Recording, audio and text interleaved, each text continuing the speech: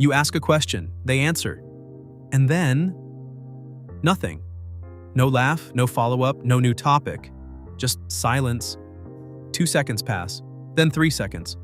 And suddenly your brain starts racing. Should I say something? Did I make this weird? Are they bored? Do they want to leave? So you rush to fill the gap. A nervous laugh. A random comment. A question you do not even care about. Anything to make the silence end. So why can a few quiet seconds in a conversation feel so unbearable? Because your brain does not experience silence as nothing. It experiences silence as uncertainty. And socially, uncertainty can feel dangerous. A normal conversation has rhythm. One person speaks, the other responds. The exchange keeps moving.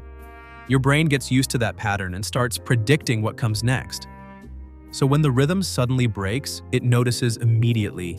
It thinks, something changed. And when your brain does not know why, it starts guessing, usually in the worst direction. They are uncomfortable. They think I am awkward. I said the wrong thing. The silence itself is not always the problem. The story your brain attaches to it is. Because silence is not automatically awkward. With someone you trust, silence can feel peaceful. In a serious conversation, a pause can feel thoughtful. Sitting quietly with a close friend can feel completely natural. But with someone you do not know well, a first date, a new coworker, a group where you are not sure how you fit in, that same silence can suddenly feel heavy. Why? Because when the relationship is uncertain, silence becomes easier to misread. And humans are extremely sensitive to social signals. For most of history, belonging to the group mattered. Being accepted meant safety. Being rejected could mean losing support, status, or protection. So your brain became highly alert to questions like these. Do they like me? Am I welcome here? Did I do something wrong? That is why an awkward pause can feel bigger than it really is. Your brain is not only noticing silence, it is scanning the silence for signs of rejection. And once that happens, your attention often turns inward. This is called self-focused attention. Instead of staying in the conversation, you start monitoring yourself.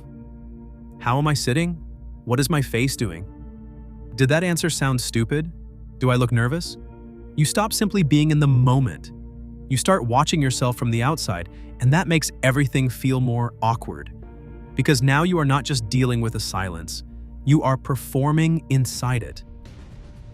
Your body can react too. Your shoulders tense, your heart rate rises, your thoughts speed up. Not because there is real danger, but because your nervous system reads the moment as something that needs to be fixed. Say something, smile, change the topic, escape the discomfort.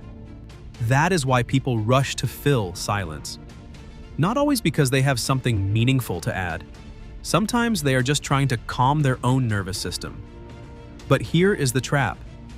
The faster you rescue every silence, the more your brain learns that silence really is dangerous. So, next time, you panic even sooner. People who seem socially confident are not always better at avoiding pauses. Often they are simply better at tolerating them. They let a second pass. They give the other person room to think. They do not interpret every quiet moment as failure. That is a skill. Good conversation is not constant talking. It is also knowing that a pause does not automatically mean something is wrong. So, what can you do? First, stop assuming the silence is your fault. A pause can mean many things. The other person is thinking. They are tired. They are choosing their words. They are simply okay with a quiet moment. Your brain may instantly choose the harshest explanation, but that does not make it true. Second, notice the urge to fix the silence immediately. That tiny internal alarm says, say something now. Instead of obeying it right away, wait 1 extra second. Just one. That small pause teaches your brain that silence can happen without disaster. Third, if you do speak because you genuinely want to continue the conversation. Not because you are trying to prove you are not awkward. There is a difference. A real question feels open. A panic question feels rushed. And people often pick up on that energy. So the next time a conversation goes quiet, remember this. Silence feels unbearable. Mostly when your brain decides it means something bad about you. But often, it means nothing at all. It is just a pause, a breath, a moment between moments. You do not have to solve every quiet second. You do not have to rescue every conversation.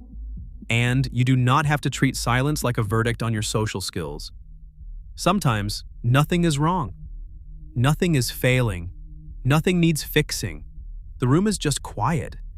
And the more you learn to let that be true, the less power awkward silence has over you. If you enjoyed this video and want to understand more of the hidden mental patterns behind everyday behavior, consider subscribing to Mind Habits. The more you understand how your mind works, the easier it becomes to stop repeating the same patterns.